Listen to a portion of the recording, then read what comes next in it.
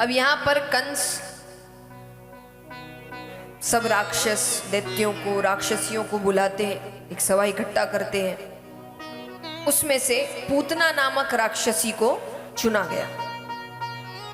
पूतना से कंस ने कहा कि मुझे तो नहीं पता कि वो कब पैदा हो गया, तो तुम गोकुल जाओ और गोकुल में 6-6 महीने के जितने बालक हैं सबको मार दो।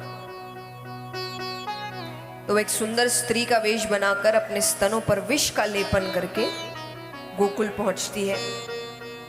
घरों में जाए, बच्चे को एकांत में देखकर उठाकर दूध पिलाने के बहाने विष पिलाकर मार दे।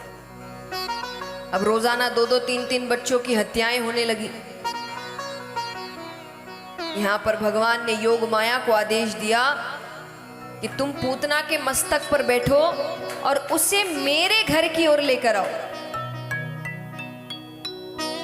क्योंकि ऐसे सब मारे गए तो मैं खेलूंगा किसके साथ। योग माया पूतना के मस्तक पर बैठती है और वो अपने आप नंद बाबा के घर की ओर चलने लगती है। नंद बाबा के घर पहुंचकर वो खिड़की से पहले देखे हर घर में कि भाई इस घर में बच्चा है कि नहीं है, तो कहाँ है, पालना कहाँ है, पालने से कमरा कितनी दूर है, कमरे से रसोई घर कितनी दूर है, वो सब कुछ आकलन करती। तो यहां पर जैसे ही वो खिड़की पर आती है, यशोदा मैया और ठाकुर जी आंगन में बैठे थे। यशोदा मैया ठाकुर जी को दूध पिला रही थी। जैसे ही पूतना खिड़की पर आती है कि भगवान ने अपने नेत्र बंद कर दिए। तो यहां पर पूतना के लिए अलग अलग टीकाकारों ने अलग अलग बात कही है कि भगवान ने नेत्र क्यों बंद किए होंगे। कोई कहते हैं कि भगवान ने नेत्र इसीलिए बंद किए कि भगवान ने सोचा कि पूतना तो बहुत पापी है, तो मैं अपनी कृपा दृष्टि इस पर क्यों डालूं कि पहली दृष्टि मेरी पड़े इस पर। तो भगवान ने अपने नेत्र बंद कर लिए। कोई कहे कि भगवान ने सोचा कि मेरा जन्म तो दूध दही माखन मिश्री खाने के लिए हुआ है, मैं विष जैसी कड़वी चीज का स्वाद क्यों लूं। तो भगवान ने नेत्र बंद करके वो महादेव जी का ध्यान कर रहे हैं कि जैसे समुद्र मंथन का विष आपने ग्रहण किया, ये विष भी आप ही ग्रहण करिए। लेकिन जो भी है उन्होंने नेत्र बंद कर लिए। यशोदा मैया को लगा भगवान सो गए।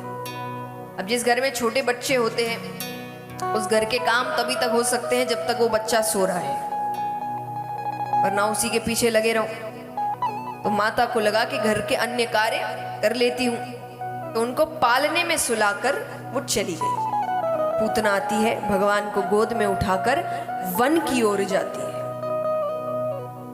अब वन की ओर जाकर वो भगवान को दूध पिलाने लग रही है। कुछ देर तो भगवान ने दूध पिया, उसके बाद भगवान उसके प्राण पीने लगे। अब उसे तकलीफ हो तो वो जोर से चिल्लाए, लाला मोई छोड़, लाला मोई छोड़।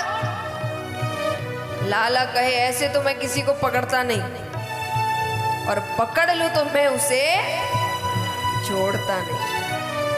अच्छा, ये वाक्य दोनों तरफा है, अच्छे में भी बुरे में भी।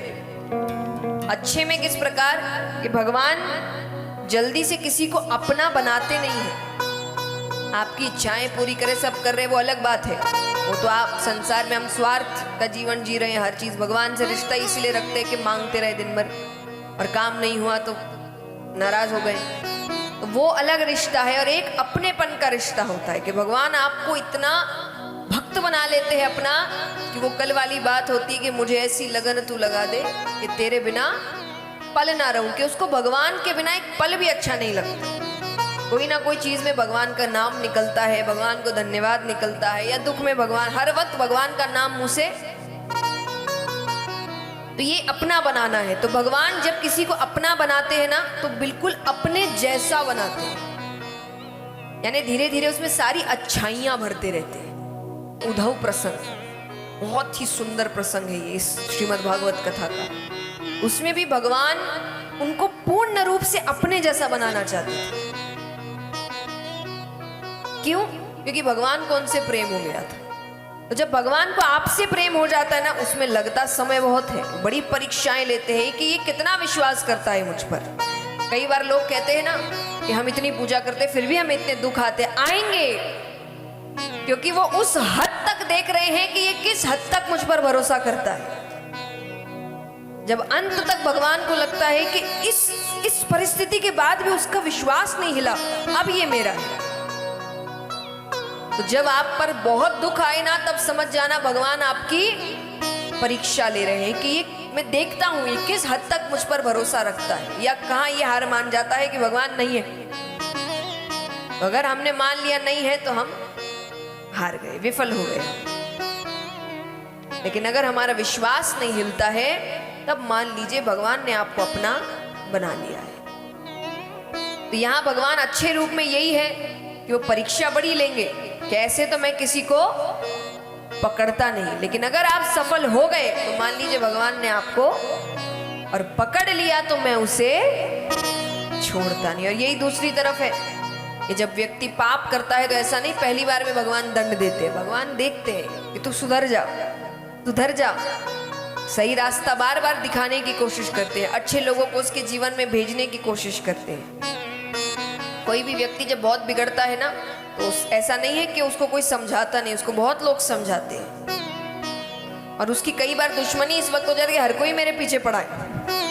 पीछे नहीं पड़ा है, ये भगवान ने पीछे पड़वाया है कि तू सुधर जा। क्योंकि अगर मैं अपने पे आया फिर सुधरने का मौका नहीं मिलेगा। तो भगवान दूसरी तरफ भी कहते कि ऐसे तो मैं किसी को पकड़ता नहीं, बड़े मौके देता हूं सुधरने के, लेकिन अगर मैंने पकड़ लिया तो फिर जो दंड भगवान देते हैं उसका तो फिर कहना ही क्या। तो भगवान ने पूतना से यही कहा कि ऐसे तो मैं किसी को पकड़ता नहीं, और पकड़ लूं तो मैं उसे छोड़ता नहीं। अब उसकी मृत्यु सामने आ रही है, तो जो असल राक्षसी, क्योंकि तो मायावी शरीर में है, और जब मृत्यु आएगी तो उसका असल राक्षसी का शरीर सामने आया। वो विशाल शरीर जब जमीन पर गिरता है तो भयानक आवाज होती है।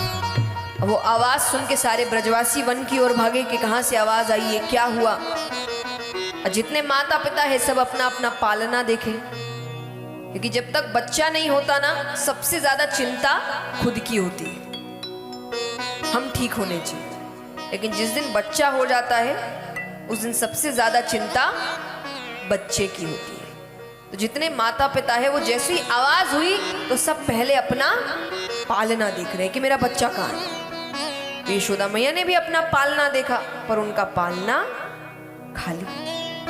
अब वो घर से बाहर निकलती है तो देख रही सारे ब्रजवासी वन की ओर भाग रहे हैं, तो बेसुध होकर वन की ओर जाती है।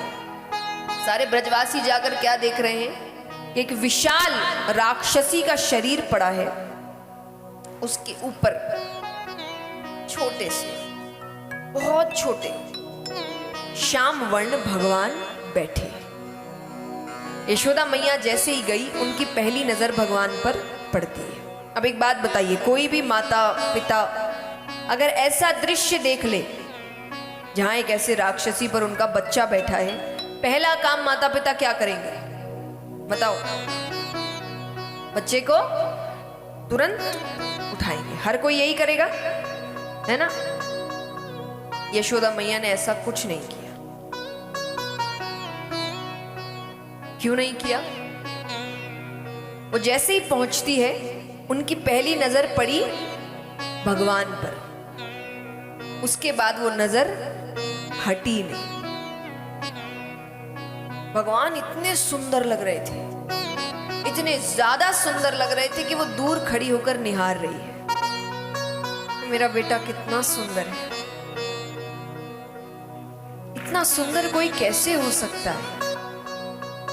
उनके चेहरे पे तेज, यानी उनकी नजर राक्षसी पर पड़ी नहीं है अभी तक। भगवान के चेहरे पर जो नजर गई वो नजर उसके बाद हटी ही नहीं। अब लेकिन ब्रजवासियों को अटपटा लग रहा है कि वो क्या देख रही है ऐसे। भगवान को लगा कि यहाँ पर थोड़ा लोगों को शक हो जाएगा कि इस बच्चे में कोई ना कोई बात, तो शक ना हो जाए, इस चक्कर में भगवान जोर जोर से रोने लगे, मानो भगवान को डर लग रहा है। अब ये देखने के बाद तो ममता के भाव आ जाते हैं, तो यशोदा मैया ने तुरंत भगवान को गोद में उठा लिया। नंद बाबा आते हैं, ब्रजवासियों ने कहा बाबा बाबा आज तो भगवान ने लाला को बचा लियो। भगवान मन में कहे भगवान ही बचाएंगे।